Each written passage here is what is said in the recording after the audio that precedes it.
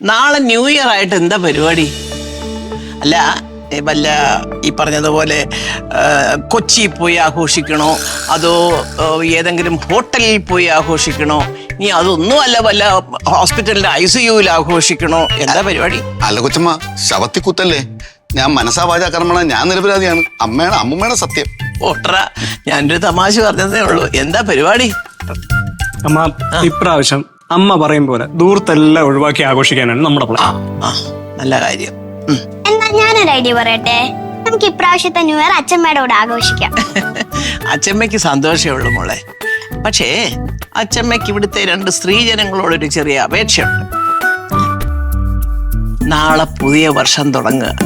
ഐശ്വര്യമായിട്ട് നേരം വെളുത്ത് എഴുന്നേറ്റ് കേട്ടോ, കുളിച്ച് ഒരുങ്ങി നാളെ ഒരു ദിവസമെങ്കിലും നിങ്ങൾ രണ്ടും കൂടെ കീരിയും പാമ്പും പോലെ കിടന്ന് തമ്മി തല്ലാതിരിക്കണം. ഇതൊരു അപേക്ഷയാണേ.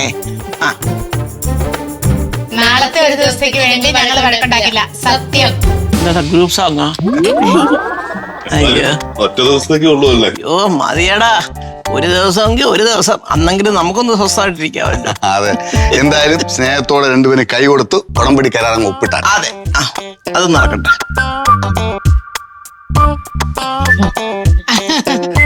കൊടുക്കങ്ങോട്ട്.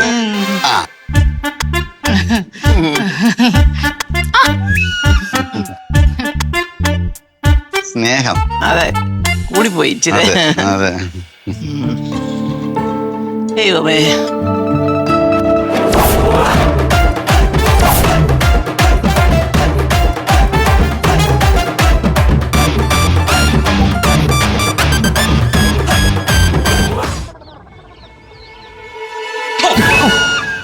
എന്തുവാ ചേട്ടാ ഇത്? ഈ ഒച്ച ഉണ്ടാക്കാരുടെ പുറകില് ഈ ഇലക്ട്രിക് വാഹനങ്ങൾ വന്ന് ഹോൺ അടിക്കുന്ന പോലെ ബാക്കിയുള്ളവർ പിടിപ്പിക്കാൻ വന്നാ? അതല്ല, നീ നട്ടുച്ചക്കെ എന്തിനീ ആകാശം നോക്കിയിരിക്കണ? വല്ല പ്ലെയിൻ പോണം നോക്കണം. തിരുവനന്തപുരത്ത് ജനിച്ച് ഞാൻ ആദ്യമായിട്ടല്ലേ പ്ലെയിൻ നോക്കി നിൽക്കാൻ പോകുന്നത്. ഒന്ന് പോയിട്ടാണ് ഞാനേ നാളേക്ക് വേണ്ടി ഇങ്ങനെ ഓരോന്ന് ചിന്തിക്കുവായിരുന്നു. അത് നാളെ നീ എവിടെ പോകുന്നു? ഞാൻ എങ്ങോട്ടും പോകുന്നില്ല. പിന്നെ ചേട്ടാ, നാളെ ന്യൂ ഇയർ അല്ലേ, അതുകൊണ്ട് ചില കാര്യങ്ങളൊക്കെ എനിക്ക് തീരുമാനിക്കാണ്.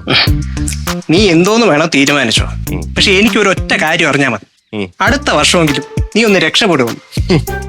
ചേട്ടൻ നോക്കിക്കോ ചേട്ടാ, ഞാനേ നാളെ മുതൽ പുതിയൊരു മനുഷ്യനായി.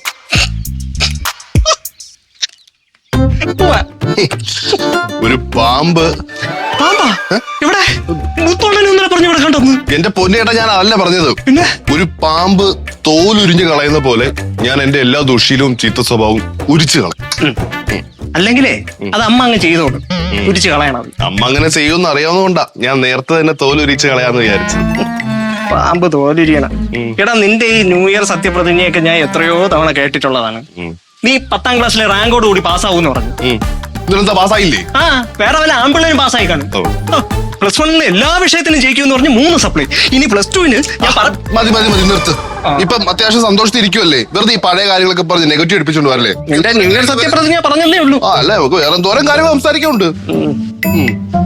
ഞാൻ ഇപ്പൊ വേറൊരു കാര്യം സംസാരിക്കാനാ വന്നെ. പറ. ഇപ്രാവശ്യത്തെ ന്യൂ ഇയർ നമ്മളെല്ലാരും അമ്മയിലൂടെ സ്പെൻഡ് ചെയ്യാനല്ലേ പോണേ. അപ്പം അമ്മയ്ക്ക് എന്തെങ്കിലും ഒരു ബെസ്റ്റ് ഗിഫ്റ്റ് കൊടുക്കും. എന്നാ ഒരു സത്യം പറയട്ടെ, ഞാൻ ഇതേ കാര്യം തന്നെയാ അവിടെ നോക്കി ആലോചിച്ചോണ്ട്. അത് നീ കള്ളം പറയണത്. അത് വിട്. എന്തോന്ന് കൊടുക്കാം അമ്മയ്ക്ക്? അമ്മയ്ക്ക് വെറൈറ്റി ആയിട്ടെ നമുക്കൊരു പുതിയ സാരി വാങ്ങിച്ചു കൊടുത്താലോ?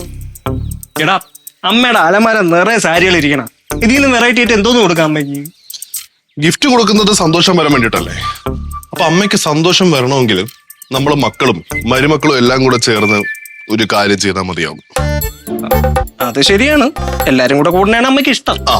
അങ്ങനെയാണെങ്കിൽ ഒരു കിടിലൻ ഐഡിയ എന്റെ കയ്യിലുണ്ട്. അത് നമുക്ക് 4 പേർക്കും കൂടെ ചെന്ന് ഡയറക്റ്റ് ആയിട്ട് അമ്മയുടെ അടുത്ത് പറയാം. അതാവുമ്പോ അമ്മ സർപ്രൈസ്ഡ് ആവും. അതെ, 4 പേരെടുത്ത് പറയാനൊക്കെ വരട്ടെ. പ്ലാൻ വർക്ക്ഔട്ട് ആവൂ? പ്ലാൻ സക്സസ്ഫുൾ ചേട്ടാ, ഉറപ്പാണല്ലേ? നിങ്ങൾ വാ.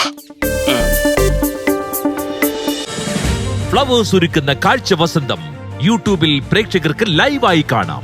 ഫ്ലവേഴ്സ് കോമഡിയിൽ ജോയിൻ ചെയ്യൂ, ആസ്വദിക്കൂ.